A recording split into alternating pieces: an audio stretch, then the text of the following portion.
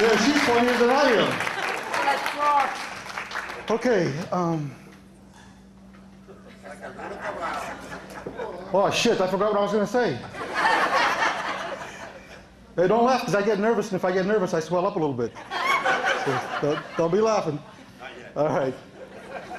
So when Joe called me, my brother called, he says, hey, you want to come do comedy at the Portuguese Club?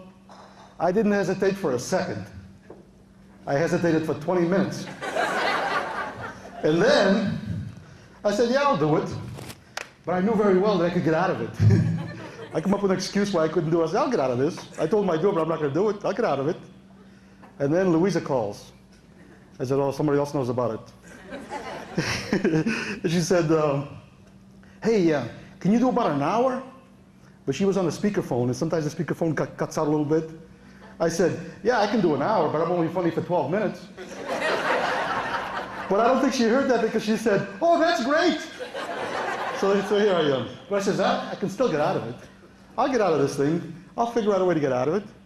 And then my mother calls me and said, Tony, I just heard Antonio Diaz on the radio say that there's a comedy night at the Portuguese Club, and that you're coming up from Florida to do comedy. Is that true? I said, oh, shit. No, I can't get out of it. I got to do it. I have to do it. And Antonio Diaz on the radio still. That amazes me. What is that, like 35 years that he's been on the radio? I must say, though, he has a great face for radio. He really does. Doesn't he? He's got a beautiful face for radio. Anyway, look, the trip up here was kind of funny. Everybody asks as soon as you get here, hey, how was the flight? Well, first of all, if I'm here, the flight was good. Right? But you feel like saying, well, I'll tell you what, when I left Florida, we were going over Georgia, and everything was fine, and then some guy going on a plane eastbound tried to cut us off. We flipped him the bird and kept going. We're over North Carolina, they pulled us over for speeding. In Virginia, they pulled us over for going too slow in the left lane. In Washington, D.C., we had a little bit of traffic, not too much, but a little bit of traffic. In New York, we were parked for hours up there.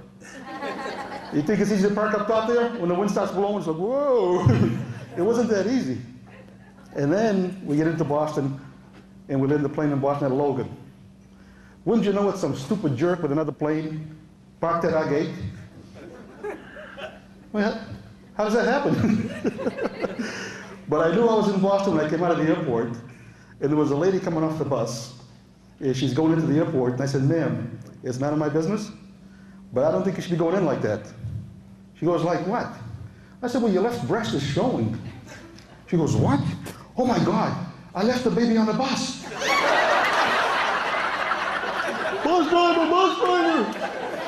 Hey, it was bad. Too crazy. Then we take the shuttle over to the rental car company. There's a lady sitting next to me with a little baby. Beautiful little baby. But I could tell that maybe it was time to change the diaper. So I figured she'd change it soon, but she wasn't changing it. So I said, ma'am, it's none of my business, but I think you need to change that diaper. She goes, I'm sorry, I don't speak too much English. I said, it's time to change the diaper. She goes, oh, I check.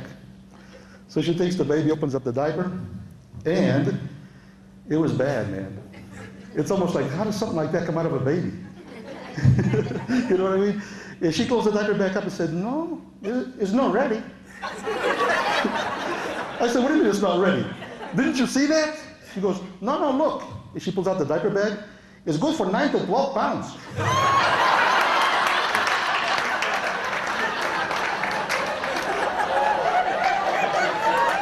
I don't know. I said, I don't think it's supposed to be the weight of the baby. I'm not speaking English too much. Oh, man, that's too much. And then we get on Mass Pike, and we stop at the toll booth. So joking around, I said to the guy, hey, man, is this the toll house? And he goes, yeah. I said, you have any toll house cookies? He said, not for you.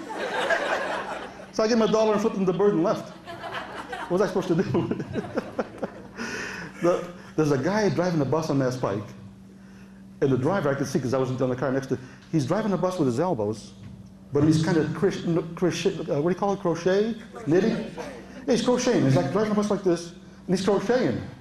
So that's kind of weird. So the state trooper goes by and sees him, slows down and says, hey, buddy, pull over. And the bus driver said, no. He goes, come on, pull over. He said, no, no, no. The state trooper said, this is a state trooper, pull over. He held it up and said, no, it's a cardigan.